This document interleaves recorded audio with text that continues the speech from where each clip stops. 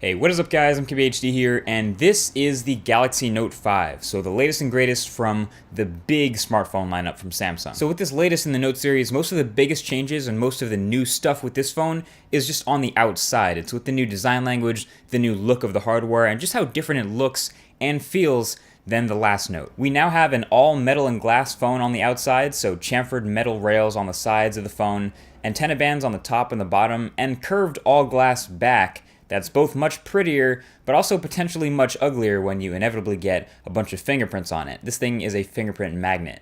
It's available in 4 colors: sapphire bluish, gold, a white, and my personal favorite, the titanium gray, since it shows the least fingerprints. And you're probably noticing it's taken a lot of this design language from its little brother, the Galaxy S6. So sealed back, no removable or expandable anything, thin metal edges to hold onto, and now with its larger size, I think the Galaxy Note 5 takes the crown for the slipperiest phone of all time, both in the hand and in the pocket. I swear it's slipped out of my pocket in cars more than any other phone, and it's like a bar of soap sometimes trying to pick it up. It's crazy. This is definitely one of those phones where you're probably going to want to change the texture on the back to make it easier to hold or to hide fingerprints. So a lot of people might think about buying a case for this phone, but it's already such a big phone that you probably don't want it to be even bigger in the hand. So the easiest way to change the texture, but without adding bulk, would be a skin. I'll leave a link to the skins that I like to use from dbrand right below that like button. You can pick both the texture and a new color if you want. But yeah, so this is the look of a Samsung flagship now. Shiny,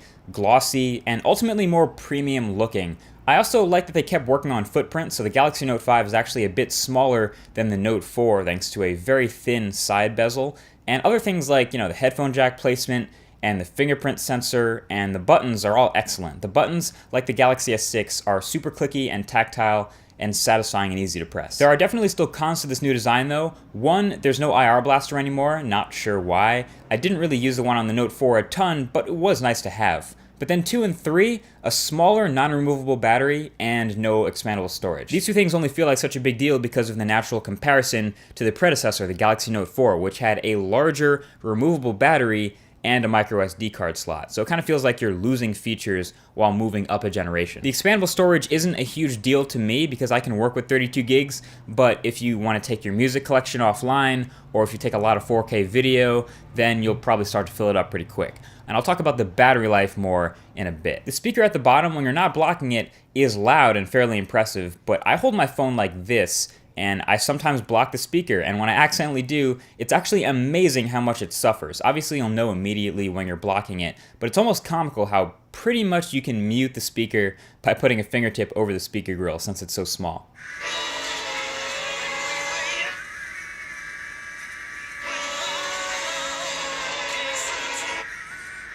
Anyway, on the front of this phone, the Note 5 is rocking a 5.7-inch 2560 by 1440 Super AMOLED display, so an awesome Quad HD resolution, super sharp pixel density, excellent brightness to the point where it's plenty readable outdoors, great viewing angles, really saturated but adjustable colors, and spans pretty much to the edges of the phone with the super thin bezels.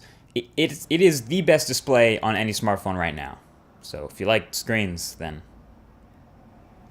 So having such a great display has always been a strong point for the Galaxy Note, and that's no exception here. And the specs inside push all those pixels just fine. In fact, the Galaxy Note 5 is again a beast in the spec department, bringing up a lot of the top hardware from the Galaxy S6, and it pretty much checks all the boxes. So octa-core Exynos 7420 chip, a bump up to 4 GB of RAM, the 16 megapixel camera from the Galaxy S6 that was so good with optical image stabilization and an f1.9 aperture, NFC, AC Wi-Fi, LTE Advanced, the whole package. The only specs that may look like a downgrade on paper are the move from that weird USB 3 port back to the USB 2.0 on the bottom, and the smaller 3000 mAh battery. It may sound weird to say that a 3000 mAh battery is small, but for such a high-powered device and such a big, bright, high-res display, kinda expected more.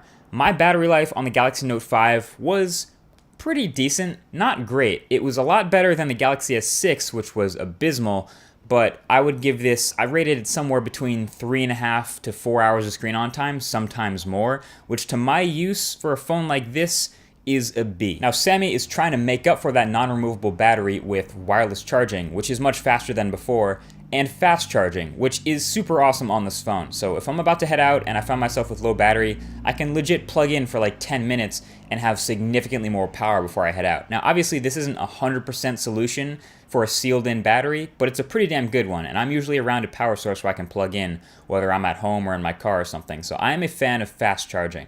Now, pretty much the rest of this phone is a scaled-up version of the Galaxy S6 experience. It's the latest version of TouchWiz on top of Android 5.1, and it's still a pretty good performer in the same way as the S6. You can grab a theme from the theme store to make it look more or less like stock Android if you want to, and you still have all the Samsung apps pre-installed, stuff like S Health to measure your heart rate and fitness if you want, all the other S apps, S Voice, S Note, and then it has the software features that are unique to the Note. So the multi-window on the larger display is still great. It works with a bunch of apps. Still not 100% compatibility, but it is helpful if you want to multitask and get two things done at the same time.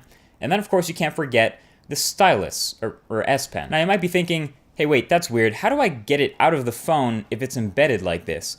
Well, Samsung built in a clicking mechanism in the pen for getting it out. A side effect, though, of that clicking mechanism being so good, doesn't actually do anything. It's just kind of addicting. Now, every year I give the new Galaxy Note a shot, and with that we get an improved S Pen every time. So I try to give that a shot, but I always just end up using it the same way, which is just like my finger, just like a more precise version of it since the tip is smaller. If you are an avid S Pen user, you will notice stuff like is improved. The menu, when pulling out of the stylus, is updated, and the functionality is improved. Things like the S Memos, you can pin any note to a home screen now, which is pretty dope, something you couldn't do before. And there's also a new feature in ScreenWrite called scroll capture. So if you want to take a screenshot of something that's more than one page, say a multi-page document or a tall web page or something like that, instead of taking multiple screenshots and then having to share them all, you can use scroll capture to merge them all into one huge tall screenshot, which is actually pretty convenient. And my favorite new S Pen feature is the most convenient. When the screen is off, you can pull out the S Pen and immediately start writing on the screen, sort of like taking a pen and a notepad out of your pocket and using it to take a quick note. And then when you put the pen back in, it automatically saves whatever you just wrote, which is very handy for remembering quick things for later. Also, side note, you may have heard about the little problem where if you slide the S Pen in backwards, it breaks. So don't put it in that way. That's what she said. So look, if you can get past the slippery hugeness of this phone, it's pretty hard to go wrong here. My favorite two features are the display and the camera. The display right now, like I said, is the best on any smartphone, and the camera right now is also arguably the best on any available smartphone. Here are some shots I took in my few weeks using the Note 5 as a daily driver. Just casual snaps. Obviously, optical image stabilization and some sharpening in post-production makes for some of the crispiest smartphone photos of all time. Even in low light, I could take handheld shots with a slow shutter speed and still get crispy stuff out of auto mode.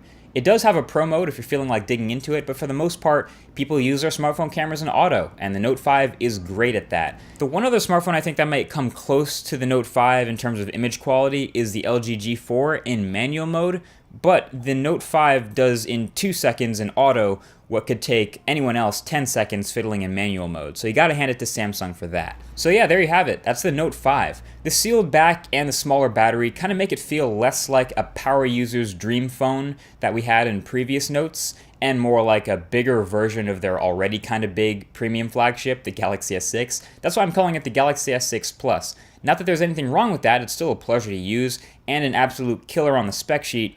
But yeah, it's just a new, different direction for the Note series. But it's still absolutely the best phone that Samsung makes right now.